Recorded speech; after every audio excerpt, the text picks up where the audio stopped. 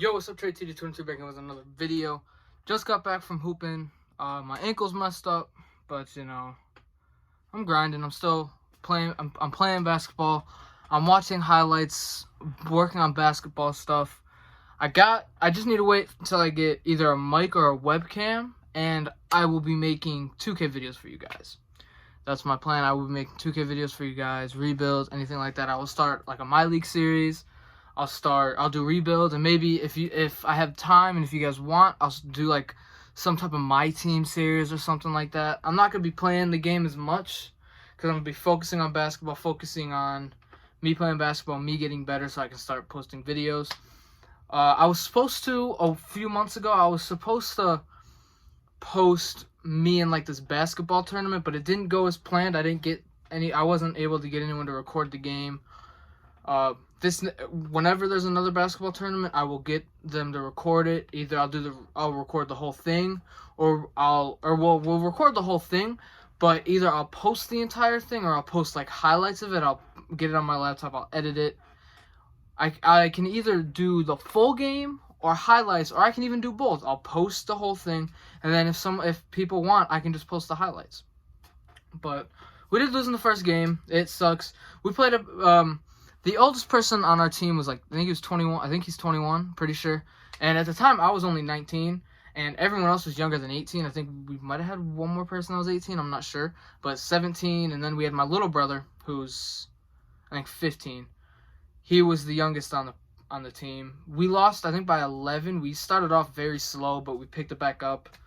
I got very tired because I was doing every dang thing. I had like 20 to 25 of the 34 points. I think it was like 45 to like 30 something, or it was like low 30s and low 40s the score. I mean, it was not a very high scoring game, but what do you expect? There's only two people that I've played. No, actually, one person I've actually played a regulation game with, and that was one of my friends that was there. My two little brothers, one of my friends' friends, and then someone I work with. We all went, and this was the first time we've all hooped together. I've hooped with everyone except two of the people, which was my friend's friend and my guy from work. I've hooped with everyone else, but that was the first like regulated game, so everyone was kind of trying to get everything. Like, we started off slow. We were down big at halftime. I sat out the first few minutes of halftime, the second half, and I had to come back in early because it started off getting slow because we were playing against 25, 30, 35, maybe even 40-year-olds, and they were grown, and they were all much stronger than us, and it seems like they've played with each other. They've played basketball with each other, so it's kind of hard by me, but you know me. No one could guard me on that team. But top 10 shooting guards. I was supposed to do this a few days ago, but there was some things that I needed to talk about. The Ben Simmons thing, if the Lakers are contenders or not. More consistency now. I'm going to post a video probably tomorrow because I start work early as hell. I'm recording this video at, I think, 7. Sorry, this is military time, and I still get confused. So recording this at 7. I gotta leave here by like 3 to get to work. I gotta get to work at like 4 in the morning because it's Labor Day. Either we start extremely early or we don't even have to come into work. And I'd rather go into work, get some extra money, But top 10 shooting guards. Number 10, I got Terry Rozier. He was a great backup point guard for the Celtics on that huge conference finals run. All right, the year after that, they got eliminated by the Bucks in 5. Last year, got paid that big check. Really wasn't all that. And then this year, certified himself as a 2-guard alongside LaMelo. Played amazing, great scorer, great size. He caught Kevin Durant. He caught Kevin Durant's body on a dunk, and he's not too bad. Helped the Hornets almost make the playoffs. If it wasn't for Russell Westbrook. If it wasn't for Russell Westbrook and the Indiana Pacers. Well, the Pacers didn't make the playoffs. They beat the Hornets. Wait. No, wrong thing. If it wasn't for the Pacers, they would have won up against the Wizards and still would have lost. But it was a great season for them. Number 9, I got CJ McCollum. Now, the beginning of this year, he averaged about 27 to 28 points. I don't remember exactly how much. Then he got injured. Then he came back mid-March, was not the same. I think it was his ankle or his foot he injured. Was out for a couple months and just was not the same in the playoffs. If it wasn't for that one Damian Lillard was carrying them, and then once he actually passed the ball to someone else, it was a turnover. I mean, you can't do anything about that.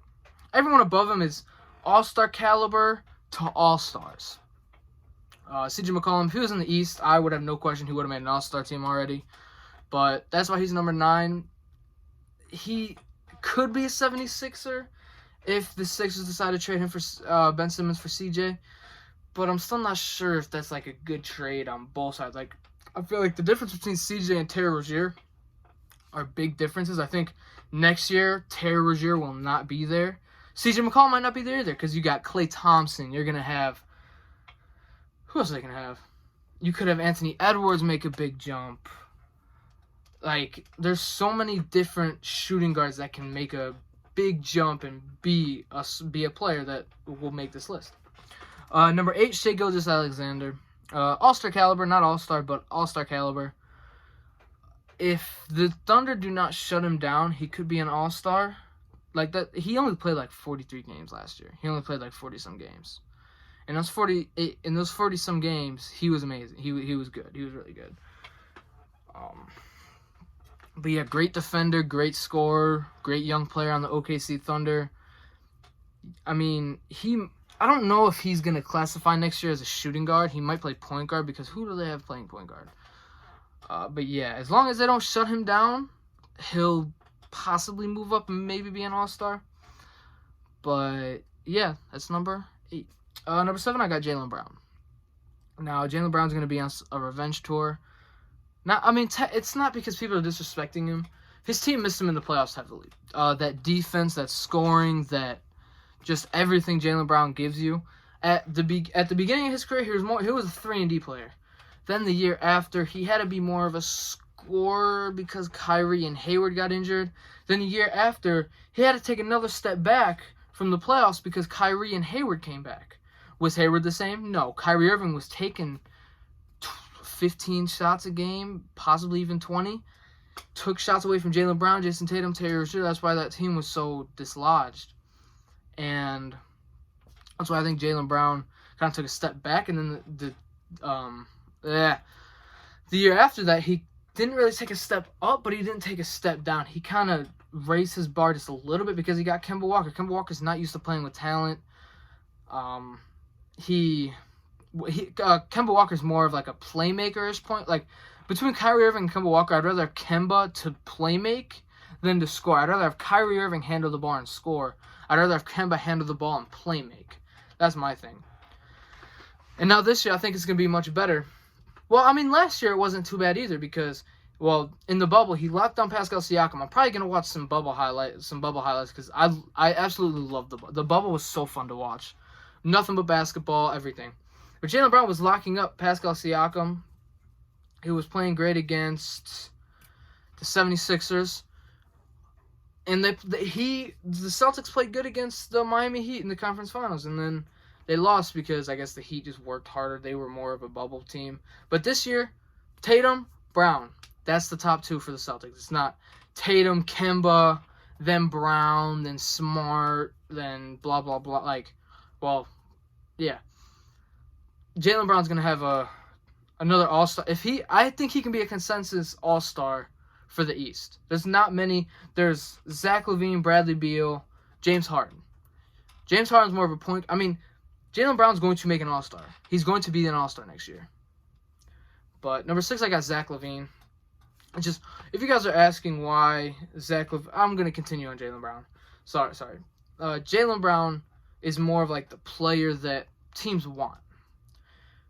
He was a 3-and-D guy.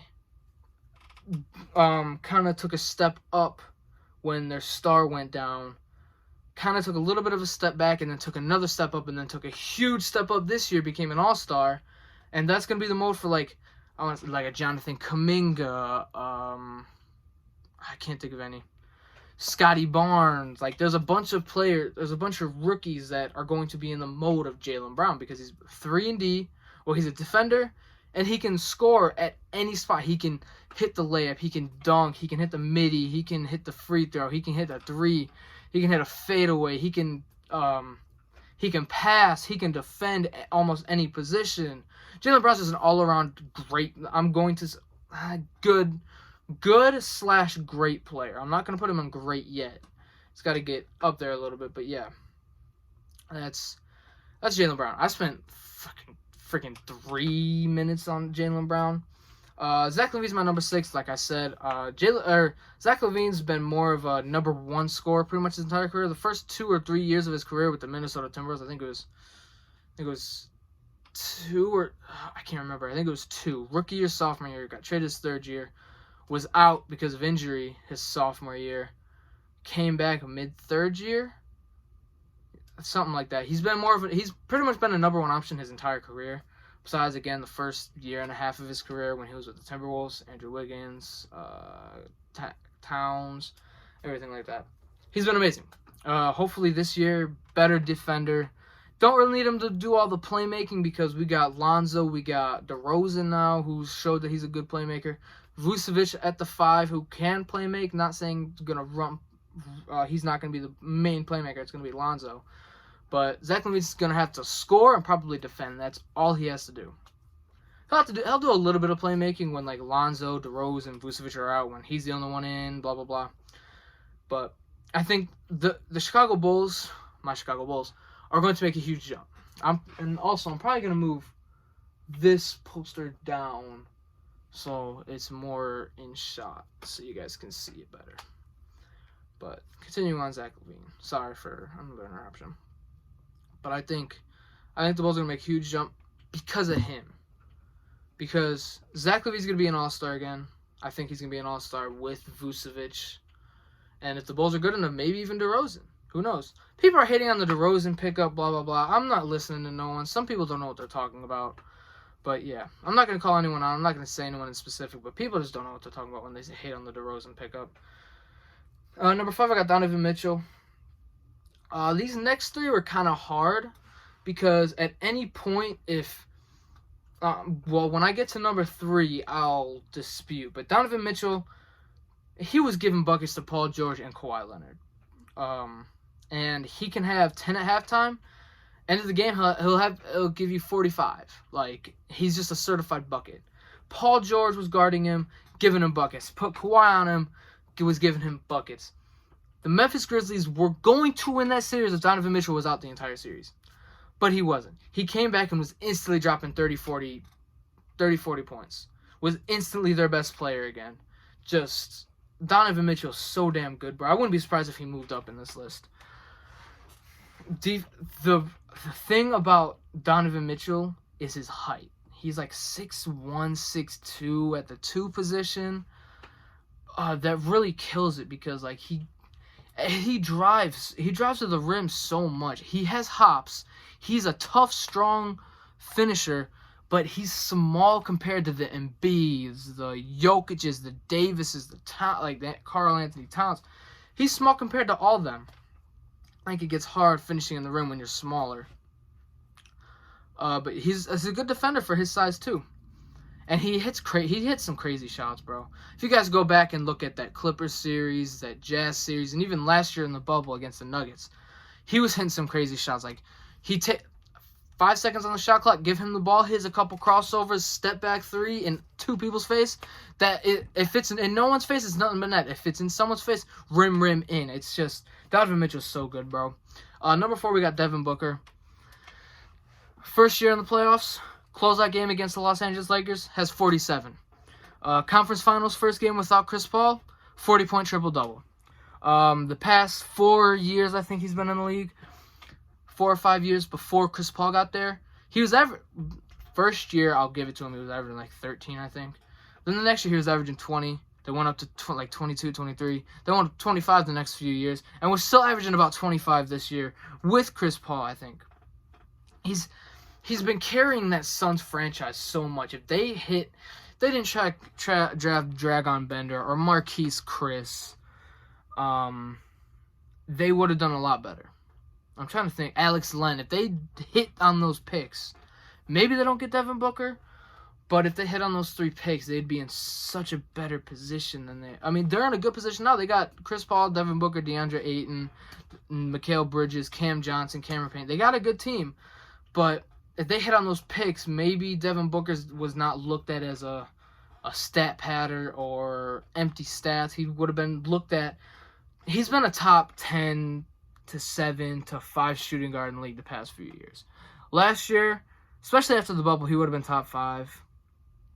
But Devin Booker's just amazing. Just an amazing scorer. Can play defense when he needs to, just like he did in the Olympics. I know it's the Olympics, blah, blah, blah, but Devin Booker's so good, bro.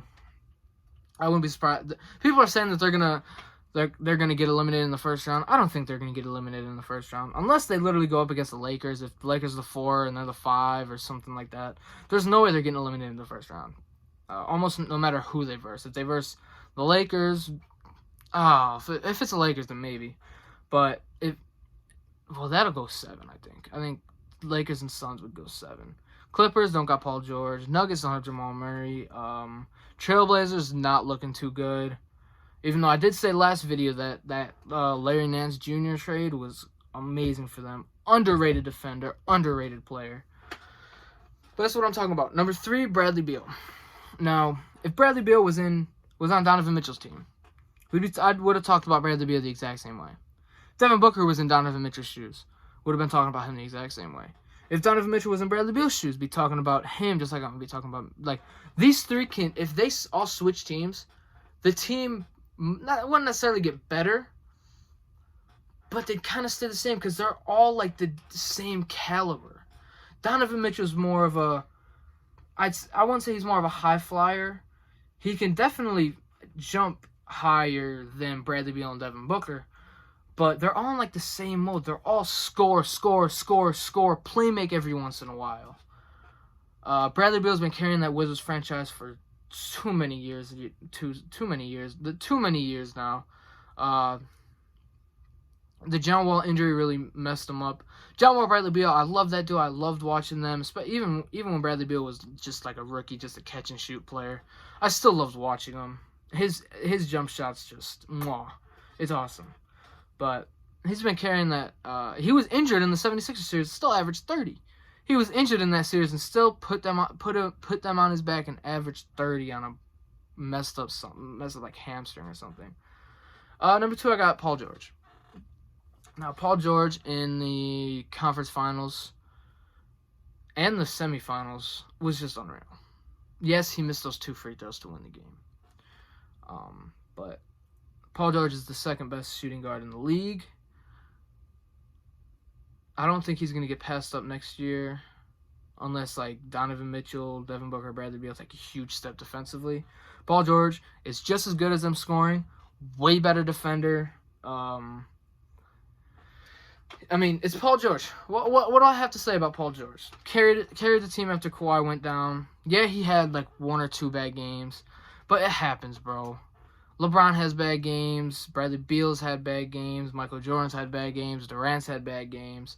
Blah, blah, blah. I'm sick of hearing the pandemic P, way off P. I'm sick of it.